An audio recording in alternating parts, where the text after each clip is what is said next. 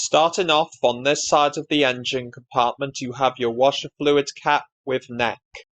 If you were to follow this neck down here, it would take you to your washer fluid tank. To the left of the neck, you have your pressure cap and expansion tank. The expansion tank system is needed because as coolant heats up, it expands. So there needs to be a location where the expanded coolant can go to, so that's why you've got an expansion line here. Below the tank, you've got your supply line. The reason why you've got a supply line is because the expansion tank is the only official place to top up the engine's coolant system. You've got a supply line that feeds the engine with coolant.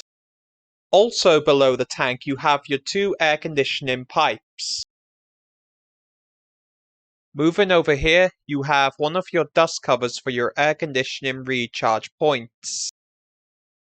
To the right, you have your cover for your bleed nipple. Down here, you've got your engine mount bracket, 4 of the fasteners to attach the engine mount bracket to the engine, and your engine mount itself. The whole point of an engine mount system is to attach the engine to the chassis. I'm just putting the pipe back into its fastener.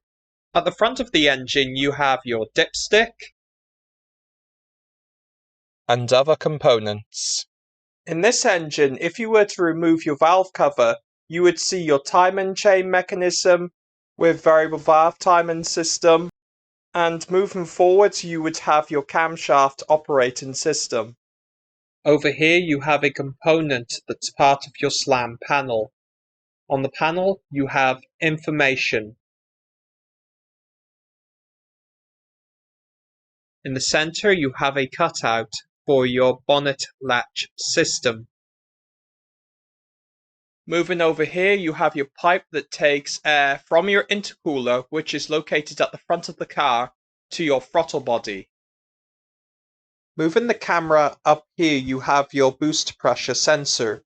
The sensor is used to tell the engine control unit how much boost the turbocharger compressor wheel is generating. In the center, you have THP, which stands for turbo high pressure. You've got two electrical rails that have wires to control and power each coil pack. Down here you have your oil filler cap and pipe here that's been specially designed to reduce induction roar. Moving the camera over here, you have your air filter box. Inside the box you have your air filter element. The air filter element is there to minimize the chances of dust, dirt, and debris from going into the engine's intake system. Over here, you have your mass airflow sensor. The sensor is used to tell the engine control unit how much air is going into the engine. This pipe takes the pressurized fuel from the high pressure pump to your fuel rail. In this engine, the fuel injection pressure can be as high as 200 bar, so that's why you don't have rubber pipe. This pipe over here takes the air from the air filter to the inlet of the turbocharger compressor housing. This pipe here is part of your crankcase breather system. This is one of your locations where you can attach an engine crane hook. At the front of the engine you have your turbocharger.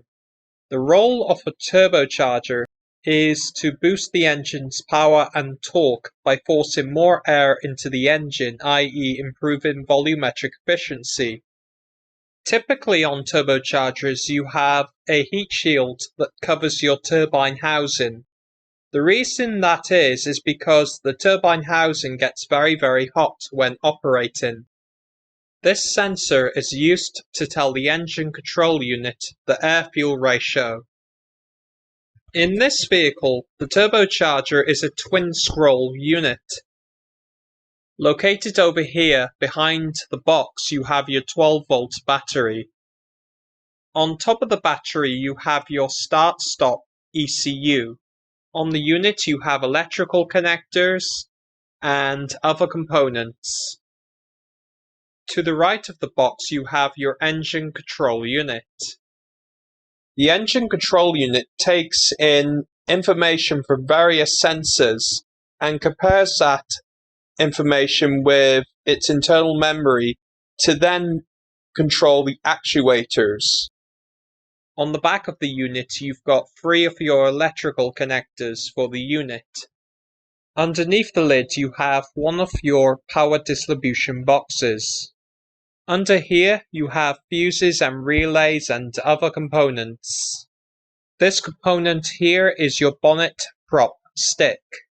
Over here you have your brake fluid cap and tank.